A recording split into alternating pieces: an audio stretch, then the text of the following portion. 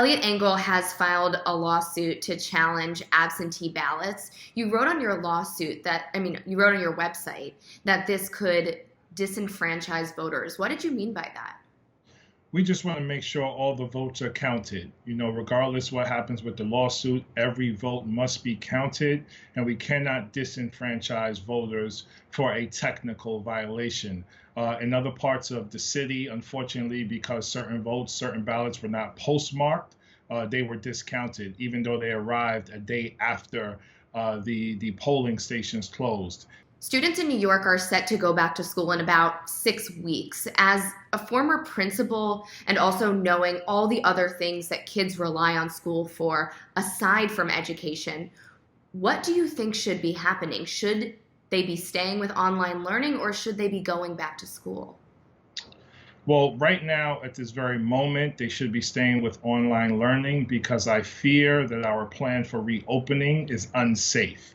We do not have the full resources of the federal government, which is what we need, because we're going to have to lower class size by hiring more teachers. We're going to have to clean our schools more thoroughly than ever before. We're going to need HVACs and ventilation to make sure that the kids who are in the classroom have the proper circulation so they're not spreading germs. We're going to have to use outdoor and environmental resources to bring learning and bring the classroom to the outdoors. So there's so many things that need to happen. But first and foremost, we need the full resources of the federal government and state government as well to make sure we can open schools safely. Right now, at this moment, that's not the case. Given the crisis that we're in right now, housing security is likely only going to become more of an issue as the pandemic continues, but also once people start going back to work and start earning a living again, and they're still so behind on their rent and on their other bills. How do you keep people from being evicted right now, but also once this pandemic begins to let up?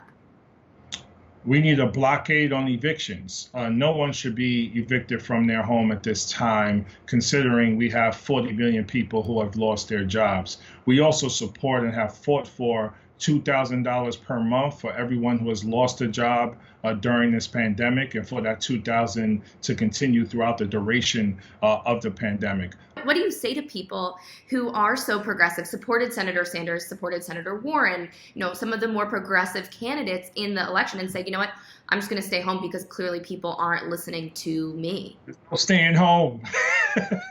There's no staying home. Get your butt out and do everything you can to make sure Joe Biden beats Donald Trump. Donald Trump is a racist. He's a fascist. He is dangerous. We have 130,000 people dead from the coronavirus because of his inept lack of leadership and his incompetence. We have to do everything in our power to get this guy out of the White House. And again, work with Joe Biden and hold him accountable so that he can meet the needs of the American people.